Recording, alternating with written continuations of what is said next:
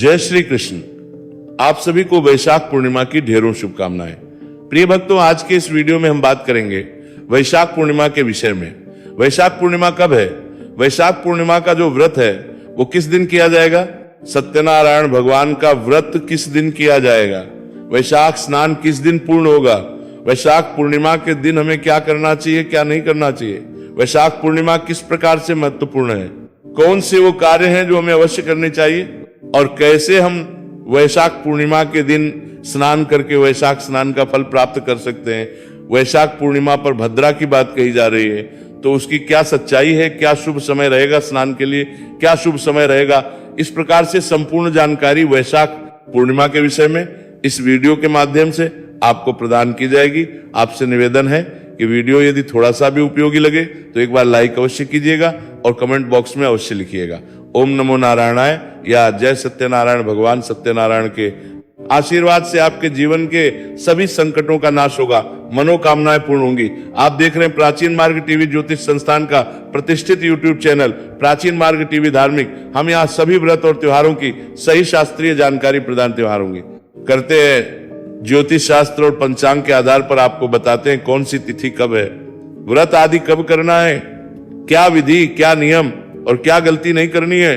प्रिय भक्तों, ये जो पूर्णिमा है जिसे वैशाख पूर्णिमा कहते हैं, ये साधारण दिन नहीं है, इसका महत्व में बहुत अधिक है। जैसे हमने वैशाख का महत्व आपको बताया, वैशाख की महिमा शास्त्रों में है कि ये 12 महीनों में श्रेष्ठतम महीना है।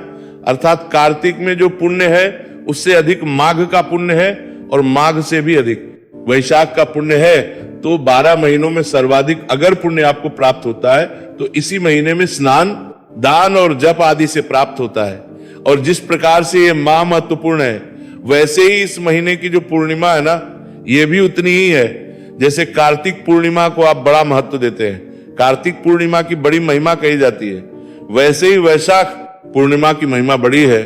शास्त्र कहते हैं कि इस दिन जो मनुष्य स्नान करता है वह श्रेष्ठ वैशाख स्नान का पुण्य फल प्राप्त करता है। इसमें 3 दिन की बड़ी महिमा है। इसके विषय में मैंने एक अलग से वीडियो अपलोड किया है कि कैसे जो 3 दिन है इसे त्रिवेणी कहा गया है, वो किस प्रकार से महत्वपूर्ण। तो उनमें से महत्वपूर्ण जो दिन है वो है ये, क्योंकि इस भगवान नारायण स्वयं देवताओं के साथ इस पृथ्वी लोक पर वास करते हैं और आपको आशीर्वाद देने के लिए आते हैं। इसीलिए पूर्णिमा का स्नान मनुष्य को अवश्य करना चाहिए। पूर्णिमा पर किया गया स्नान, वैशाख पूर्णिमा पर किया गया स्नान आपके पितरों को तृप्त करता है, आपके पापों का नाश करता है। स्नान कैसे करना चाहिए पूर्णिमा के दिन? या तो आप किसी पवित्र नदी में स्नान करें, गंगा जी जा सकते हैं, जमुना जी जा सकते हैं, और कोई नदी आपके आसपास है वहां जा सकते हैं, संगम में जा सकते हैं। जो लोग नहीं सकते हो वो घर पे स्नान कीजिए। पर घर पे कैसे? जो आप जल भरेंगे नहाने का, उसमें थोड़े से काले तिल और थोड़ा सा गंगा जल मिला लीजिएगा और उसके बाद मंत्र युक्त स्नान कीजिएगा। हर हर गंगे बोलते हुए स्नान कीजिएगा। या फिर ओम नमो नारायणाय, ओम नमो नारायणाय, ओम नमो भगवते वासुदेवाय, इस प्रकार से आप स्नान करें। ये स्नान जो है मनुष्य के सभी पापों का नाश करता है और आपके पुण्यों को कई गुना अधिक बढ़ा देता है। तो वैशाख के दिन स्नान की बड़ी महिमा है। पहला कर्म स्नान हुआ। स्नान करना कब चाहिए? इसका स्नान आपको मूलतः सूर्योदय से पहले कर लेना चाहिए। सबसे उत्तम तो यही रहता है। प्रश्न आता है जी सूर्योदय कब हो रहा है? तो इस दिन सूर्योदय का जो टाइम है दिल्ली के अनुसार अगर मैं बताऊं तो ये 5:42 पर सूर्योदय हो जाएगा। तो उससे पहले पहले लगभग आपको स्नान कर लेना चाहिए। इसका पुण्य फल अधिक है, इसलिए मैं को इस दिन के स्नान पर विशेष बल दे रहा हूं। स्नान करने के बाद शुद्ध वस्त्र धारण कीजिए। स्वच्छ वस्त्र धारण करके सबसे पहले यम तर्पण या यमराज को जल दीजिए। ये वैशाख का अंतिम दिन है और इस दिन यमराज को अवश्य ही जल देना चाहिए। संभव है तो मीठे चावल और दही से भरा एक पात्र किसी ब्राह्मण को दान दीजिए। ये यमराज के नाम का दान होगा। इस पूर्णिमा के दिन आपको करना चाहिए। आप में से जितने भी लोगों ने वैशाख स्नान, उन्हें तो अवश्य ये कर्म करना चाहिए, क्योंकि शास्त्र कहते हैं कि वैशाख स्नान का फल तब तक नहीं है जब तक आप यमराज को उनका हिस्सा वैशाख में नहीं देते। तो एक तो उनका हिस्सा जो आप प्रतिदिन देते आए होंगे, 1 लोटा जल आपने अर्पित करना था, वो आपने किया होगा, आज भी करना है। और अंतिम दिन पर आपको प्रयास करके चावल बनाने हैं और दही के साथ वो ब्राह्मण को अर्पित करने हैं। ये कर्म आपको इस पूर्णिमा पर करना है। यम जल देने के बाद सूर्य भगवान को जल दीजिए और उसके बाद भगवान नारायण की पूजा अवश्य कीजिए। भगवान नारायण की पूजा से कीजिए, भगवान को स्नान कराइए, स्नान करा के वस्त्र अर्पित कीजिए, तिलक लगाइए, पुष्प अर्पित कीजिए, धूप दिखाइए, दीप दिखाइए और अर्पित कीजिए, आरती कीजिए। ओम नमो नारायणाय, ओम नमो नारायणाय, इस मंत्र का जाप कीजिए। संभव है तो शालिग्राम भगवान को शंख में जल भर के उसे स्नान कराइए। इस दिन किया जाने वाला भगवान नारायण का पूजन, भगवान विष्णु का पूजन मनुष्य का कल्याण करता है और उसके लिए वैकुंठ के मार्ग प्रशस्त करता है। अर्थात जब तक उसका जीवन पृथ्वी पर है तब तक वे भगवान नारायण की कृपा से सभी सुखों को प्राप्त करेगा, ऐश्वर्यों को भोगेगा और उसके बाद वे भगवान के नारायण धाम को प्राप्त करेगा। इसलिए आपको भगवान नारायण की पूजा इस दिन अवश्य करनी चाहिए।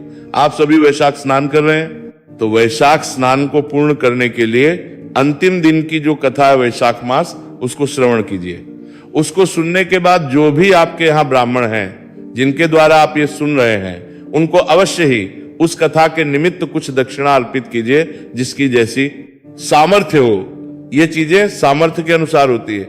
ईश्वर कहते हैं जिसको जैसा मैंने दिया उसको वैसा ही देना चाहिए, और जैसा आप देते हैं वैसा ही प्रभु आपको आगे देते हैं। तो आप जिस भी किसी मंदिर में आप कथा सुनने जा रहे हैं तो उनसे कथा आदि सुनने के बाद, पूर्णता के बाद आप वस्त्र अर्पित कर सकते हैं, दक्षिणा अर्पित कर सकते हैं, उपादान कर सकते हैं। इसकी बड़ी महिमा है। जिन्होंने वैशाख स्नान किया है उन्हें ब्राह्मण को भोजन कराना चाहिए। एक जोड़ा ब्राह्मणी का बुलाएं तो कल्याणकारी है। अगर नहीं बुला पाते हैं, क्योंकि सबकी सामर्थ्य अगर नहीं होती है, तो उस व्यक्ति को कुछ सूखा खाने की सामग्री आदि जो है वो ब्राह्मण को अर्पित कर देनी चाहिए या मंदिर में दे देनी चाहिए।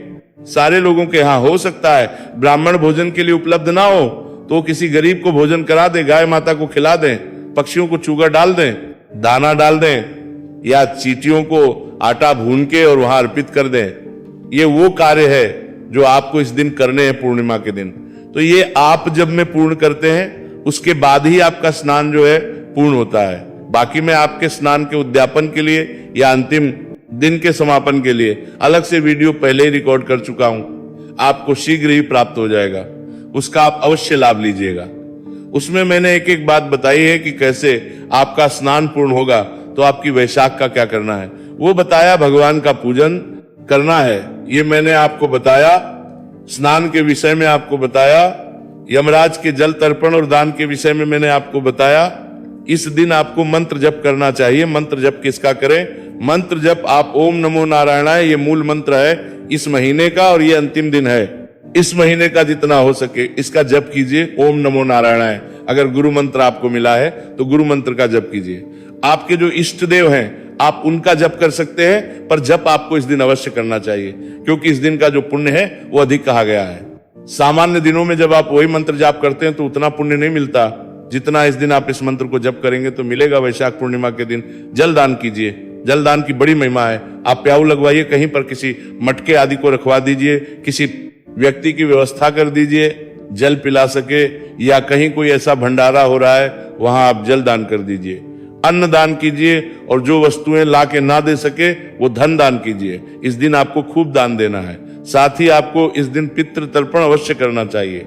शास्त्र कहते हैं कि जो वैशाख पूर्णिमा के दिन अपने पितरों को तृप्त करता है उसके पितृ प्रसन्न होते हैं और वो उस व्यक्ति को खूब खूब आशीर्वाद प्रदान करते हैं, क्योंकि ये वैशाख की पूर्णिमा है।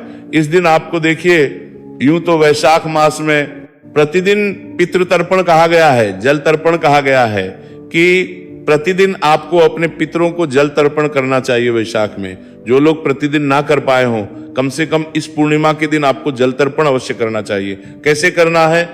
आप में से बहुत से जानते भी होंगे, जो नहीं जानते हैं तो बताऊं कि स्नान आदि से निवृत्त होके स्वच्छ वस्त्र धारण करके जो भी उपयुक्त आपको समय लगे इस कार्य के लिए, सबसे उपयुक्त जो समय होता है वो होता है कुतुब काल का पितृ तर्पण के लिए। कुतुब काल का समय भारत में चलता है 11:40 से और 12:20 के बीच में। ये कुतुब काल का समय होता है। इस समय में लगभग पूरे भारत में कुतुब काल चल रहा होता है। तो इस समय में अगर आप ये जल तर्पण करते हैं तो श्रेष्ठ कर कहा गया है। बाकी इसको सूर्योदय से और सूर्यास्त से पहले कभी भी कर सकते हैं। सूर्योदय के बाद करना है और सूर्यास्त से पहले कर लेना चाहिए। सूर्यास्त के बाद ये नहीं होता है। करना क्या है? एक लोटा लीजिए तांबे का, उसमें पहले थोड़ा सा गंगा जल भरिए, फिर शुद्ध जल भरिए, काले तिल डालिए, एक पत्ता तुलसी का डालिए, आसन लगाइए और दक्षिण दिशा की ओर मुख करके बैठ जाइए। गीता के 7वें अध्याय का श्रवण कीजिए। गीता का 7वां अध्याय सुनने के बाद उसका पुण्य विधि विधान से अपने पितरों को अर्पित कीजिए। लोटे को दोनों हाथों में उठा लीजिए, भगवान का ध्यान करते हुए निवेदन कीजिए कि हे भगवान विष्णु, मैंने ये जो गीता का 7वां अध्याय सुना है, इसका संपूर्ण पुण्य मैं अपने पितरों को अर्पित करता हूं या करती हूं। जो भी मेरे पितर हैं उन सबको ये पुण्य प्राप्त हो। आप किसी एक विशेष पितृ को भी अर्पित कर सकते हैं और आप चाहें तो सभी को अर्पित कर सकते हैं। इसमें सबको करें तो कल्याणकारी होता है, क्योंकि बहुत से ऐसे पितृ भी होते हैं जिनके विषय में आपको पता ही नहीं होता। कई बार कुछ अज्ञात पितृ भी होते हैं जो हमसे तृप्ति की कामना रखते हैं। तो हमें ऐसे ही बोलना चाहिए कि हम अपने सभी पितरों को जो मुझसे जल तृप्ति की कामना करते हो, मैं उन सभी को ये पुण्य अर्पित करता हूं या करती हूं। पुण्य उन्हें प्राप्त हो और वो तृप्त हो।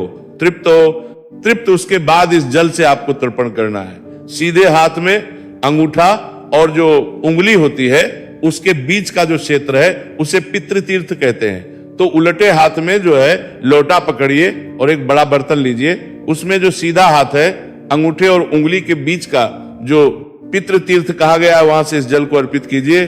दक्षिण दिशा की ओर मुख करके मंत्र रहेगा, ओम देवताभ्य पितृभ्यश्च महायोगभ्य एवच नमः स्वधाय स्वाहाय नित्यमेव नमो नमः। इस प्रकार से तर्पण कीजिए और अपने पितृ निवेदन कीजिए, हे मेरे पितरों, मैंने गीता के 7वें अध्याय का पुण्य आपको अर्पित किया। यह जल मैं आपके निमित्त अर्पित कर रहा हूं, इसे स्वीकार करें। तृप्त हो, तृप्त हो, तृप्त हो। इस प्रकार से पितरों का तर्पण करना है। यह जल आपको पीपल में अर्पित करना है। हाँ, अगर कभी मान लो रविवार का दिन हो तो उस दिन पीपल में अर्पित नहीं करना चाहिए, बरगद में या अन्य पौधों में डाल सकते हैं। तो प्रिय भक्तों, ये वो कार्य है जो आपको इस पूर्णिमा पर अवश्य करने हैं। अब मैं बात करता हूं उस कार्य की जो प्रत्येक पूर्णिमा पर किया जाता है, और वो है सत्यनारायण व्रत और पूजन। सत्यनारायण भगवान का आपने पूजन करना है, विधि विधान से पूजन कीजिएगा। पूजन की विधि में आपको एक अलग से वीडियो अपलोड करता हूं, उसके माध्यम से बताऊंगा और उसके अनुसार आप पूजन कीजिएगा। पूजन की विधि आपको चैनल पर मिल जाएगी, पूजन कीजिएगा।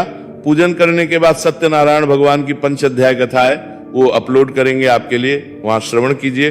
विष्णु शास्त्र नाम सुन सकते हैं। आरती कीजिएगा, आरती भी हम साथ में ही रिकॉर्ड करते हैं। और फिर भगवान का पंजीरी से भोग लगाइए। भोग प्रसाद का मंत्र हम वहां पर बोलते हैं, उसके अनुसार भोग लगाइए और फिर नियम अनुसार दिन को व्यतीत कीजिए। चंद्र अर्घ्य व्रत करते हैं तो सायंकाल को जब चंद्रमा उदित हो तो चंद्रमा का पूजन करेंगे। लोटे में जल थोड़ा सा, उसमें दूध मिला लीजिए और उससे अर्घ्य दीजिए। ओम श्राम श्री श्रौसा चंद्रम से नमः, ओम श्राम श्री श्रौसा चंद्रम से नमः, ओम श्राम श्री श्रौसा चंद्रम से नमः। तिलक लगाइए, हल्दी कुमकुम आदि से पुष्प अर्पित कीजिए। भोग प्रसाद अर्पित करके, परिक्रमा करके और इस प्रकार से चंद्रमा को नमस्कार करके अपना पूजन पूर्ण कीजिए और फिर आप इस व्रत को खोल लीजिए। तो ये वो कार्य है जो आपको आने वाली पूर्णिमा पर करने हैं और अवश्य करने हैं। इनमें से कुछ हो सकता है ना भी कर पाए सभी कार्य, लेकिन इनमें से अधिकतर कार्य आपको करने, क्योंकि ये दिन विशेष है, इसका फल बहुत अधिक है शास्त्रों में। मैं आगे एक और वीडियो लेके आऊंगा जिसमें पूरी शास्त्रीय महिमा बताऊंगा आपको कि किस पुराण में क्या लिखा है, किस पुराण में क्या महिमा बताई गई है। उसको सुन के आपको और अधिक आनंद आएगा, क्योंकि ये तिथि बार बार नहीं आती। फिर कहूंगा बहुत महत्वपूर्ण और बड़ा दिन है, तो खूब इन कार्यों को कीजिए जैसे कि आपको खूब लाभ प्राप्त हो। अब बात करते हैं कि ये पूर्णिमा है कब और ये कार्य करने का भी। प्रिय भक्तों, वैशाख पूर्णिमा तिथि शुरू हो रही है 30 अप्रैल को रात 9:12 पर और ये 1 मई रात्रि को 10:52 पर समाप्त हो जाएगी। ऐसे में उदय तिथि मान के 1 मई को पूर्णिमा मनाई जाएगी। 1 मई को ही स्नान दान का पूरा मुहूर्त रहेगा, शुभ मुहूर्त रहेगा और इसी दिन सब कार्य होंगे। व्रत भी इसी दिन होगा। चंद्र उदय व्रत भी 1 मई को ही किया जाएगा। अगर आप स्नान के समय की बात करें तो सर्वोत्तम जो समय है, अगर आप गंगा स्नान, यमुना स्नान करना चाहते हैं, पवित्र नदियों में स्नान करना चाहते हैं तो 5 से और 7:30 इस समय में यदि आप स्नान करते हैं तो मल्टीपल टाइम्स आपको इसका पुण्य मिलता है, कई गुना अधिक पुण्य प्राप्त होता है। भद्रा का इस पर कोई प्रभाव नहीं रहेगा, इसीलिए आप अपने अनुसार पूजन कर सकते हैं। इस दिन भगवान बुद्ध देव का जन्म हुआ था, इसीलिए इसे बुद्ध पूर्णिमा भी कहा जाता है। ये थी जानकारी पूर्णिमा के विषय में। जानकारी कुछ और बाकी रह गया हो, जो पूछना चाहते हो कमेंट बॉक्स में लिख के पूछ लीजिएगा। भगवान नारायण सब पर कृपा करें। जय श्री कृष्ण।